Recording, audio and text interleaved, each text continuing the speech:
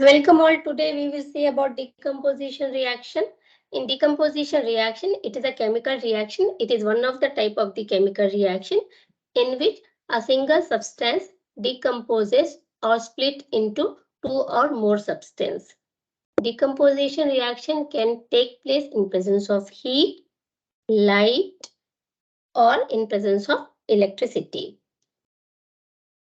Suppose AB is a reactant, so it will decompose into A and B product. So one reactant will decompose into two or more products, simpler product.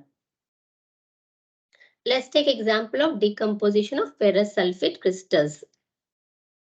So ferrous sulfate crystals, these ferrous sulfate crystals actually occur in the form of water of crystallization, ferrous sulfate dot 7H2O.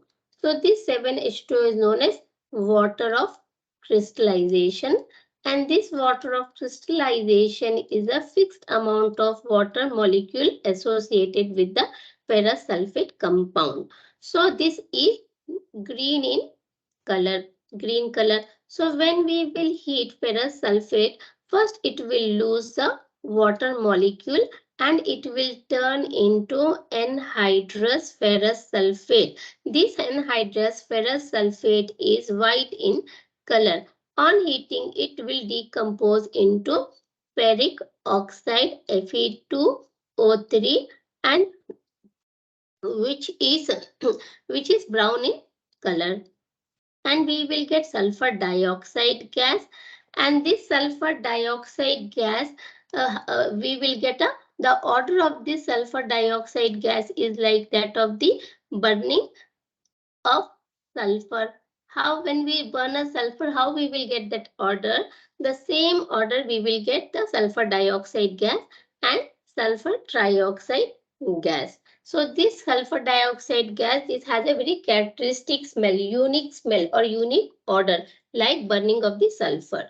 So when ferrous sulfate crystals are heated, we will get ferric oxide, sulfur dioxide and sulfur trioxide. This ferric oxide, which is brown in color, it exists in solid state. Next example is decomposition of calcium carbonate. So calcium carbonate, that is also known as limestone or marble. When this calcium carbonate is heated, we will get a solid calcium oxide and carbon dioxide gas. This calcium oxide is known as quicklime. The use of this calcium oxide, it is used in the manufacture of cement and glass.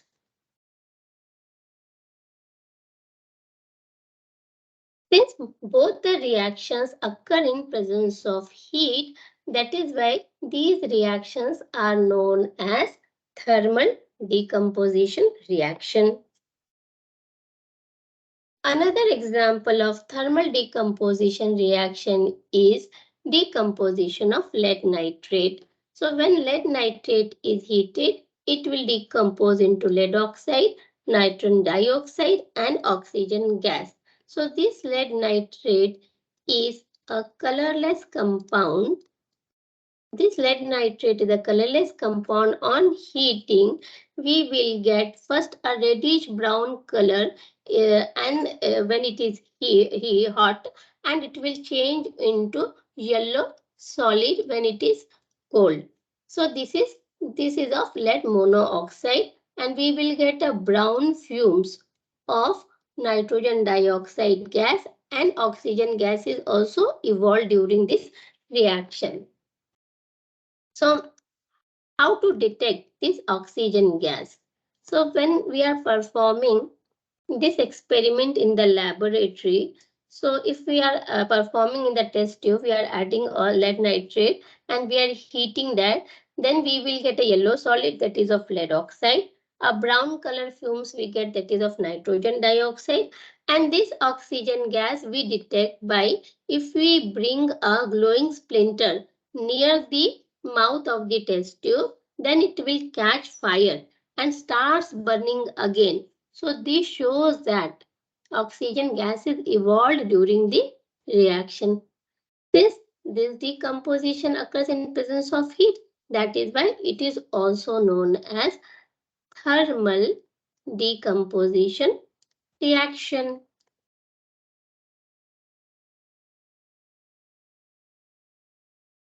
Next example is decomposition of silver chloride and silver bromide.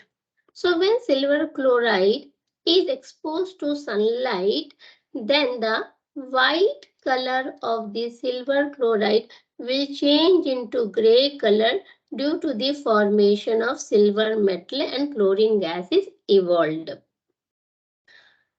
Similarly, when silver bromide is exposed to sunlight, then the pale yellow color of the silver bromide will change into gray color due to the formation of the silver metal and the bromine vapors are evolved. Since both the reactions occur in the presence of the sunlight, that is why they are known as photochemical reactions. And this silver chloride and silver bromide both are used in the black and white photography. Next example of decomposition reaction is of the water, electrolysis of water. So this water, when we pass electric current, so this water is the acidified water. It means that a small amount of sulfuric acid is added to this water, and then we pass electric current. It will decompose into hydrogen gas and oxygen gas. Here also, the single compound water molecule splits into two simpler substances, that is hydrogen gas and oxygen gas. Since this reaction takes place in the presence of electricity, that is why this type of reaction is known as electrolysis of water. So electrolysis of water will produce, that is electrolysis of water will produce 2 volumes of hydrogen and 1 volume of oxygen. So the ratio of hydrogen is to oxygen is always in the ratio of 2 is to 1. That is why the formula of water is H2O. So we have 2 parts of hydrogen and 1 part of oxygen. Very important point to note is that here the single water molecule will split into two substances, hydrogen and oxygen. Whereas when we have seen in the combination reaction that when hydrogen and oxygen they both react or hydrogen burns in presence of oxygen, it will form a water molecule. Here two reactants react and form a single product. Here one reactant split into two simpler product. So both combination reaction and decomposition reaction both are opposite in nature. So combination is opposite of decomposition or decomposition reaction is opposite of the combination reaction, and both are the types of the chemical reactions. So finally, a quick recap is that in all the decomposition reaction, that a single substance will split into two simpler substances. Here, in presence of heat, in presence of light, and in presence of electricity. So, in presence of heat, it is known as thermal decomposition reaction. If this decomposition reaction occurs in presence of light, then it is known as photochemical decomposition reaction. And if it occurs in presence of electricity, it is known as electrolysis. So all these reactions require energy in the form of heat or light or electrical energy. That is why these type of reactions are also known as endothermic reactions. Thank you all.